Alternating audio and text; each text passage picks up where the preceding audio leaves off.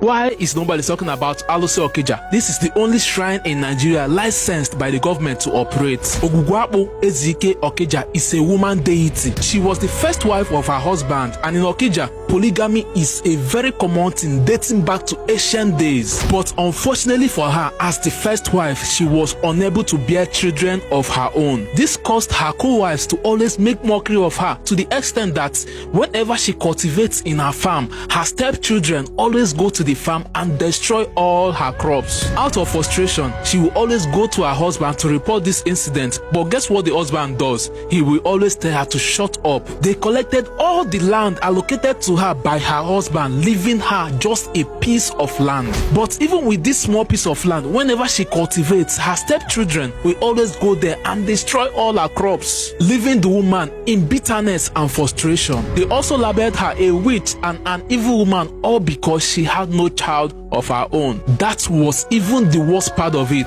But in reality, the woman was actually a white witch, which is not evil. She was the kind that always stays on her own without looking for anyone's trouble. For years, she kept enduring this evil treatment meted on her by her co-wives and family. They kept calling her wicked despite the fact that she was not evil. This went on for a very long time until one day she decided to report to the kinsmen for them to intervene. But guess what the kinsmen did? They all turned their back against her and told her she was only jealous because she had no child of her own. Then she also went ahead to report this issue to the whole village. But guess what the whole community did? They called her a jealous barren woman who could not have a child of her own, and that she was just reporting her co-wives and family out of jealousy and frustration. They all went against her. Due to this, she didn't know how to convince them that it was her stepchildren that kept destroying her crops in the farm. She then suggested that she would go to the farm and bring a stem of the cassava so that the stepchildren will swear with the cassava and prove their innocence. They all agreed. She then went to the farm, plucked the stem of a cassava and gave it to her stepchildren to swear with it. The cassava I'm talking about is actually the wild cassava that has thorns on it. That is the one she gave to them to swear with. They swore with it and all died. After a long time, the woman finally died. When she died, the whole community never wanted to bury her, that it is an abomination to bury a witch. But finally, they all decided to bury her in the forest where her farm was. Just 2 years after she was buried in the forest, her spirit started tormenting and killing everyone in the community, killing them all at once. The elders of the land started doing consultations to find out why their people were dying mysteriously. It was then that they found out that the spirit behind this was the woman the whole village mocked, insulted, and humiliated even after her death. After they realized this, they started consulting her spirit and pleading for her forgiveness, and asked what they could do to appease her spirit for them to be spared, because everyone involved in treating her bad had died already. After a long time of pleading, that was when the spirit finally agreed that before she will forgive the whole community, they must sacrifice a virgin. In those days, human sacrifice was a common thing. The whole village agreed and sacrificed a virgin as a ritual to appease her. After the virgin was sacrificed, she also demanded that before she would fully forgive them, that the whole village must agree that she will be the mother of Umuezike community. Because they had no choice, they all agreed.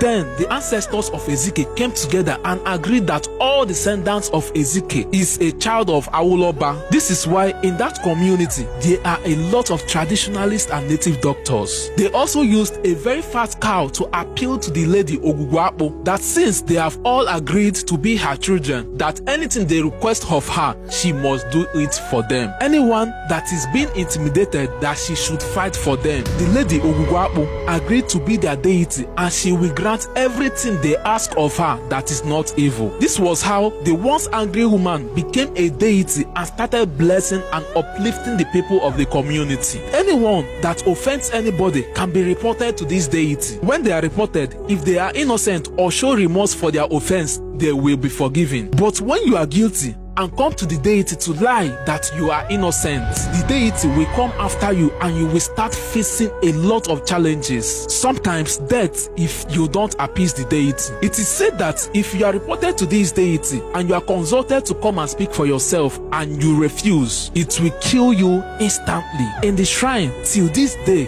you will see corpses of people killed by the deity. There is an event that happened one time when someone was killed by the deity. The relatives of the victim, out of anger, went to the shrine and took pictures and videos of the corpse in the shrine and went to the police to report the issue. They reported to the police that it was the community that killed these people and not the deity. That these people only claim that it was the deity that killed them. The government then sent down troops to Okija to burn down the shrine to ashes. When they got there, they set the whole shrine ablaze. But guess what happened? The shrine never got burnt. After so many hours of trial to burn down the shrine to no avail, they decided to go with the corpse found in the shrine. They were forced to return this corpse after some days when the deity started disturbing them. After this event, they invited the deity worshippers to Abuja to interrogate them about the shrine. After they calmly explained how the deity came to be, they gave the Okija shrine license to operate.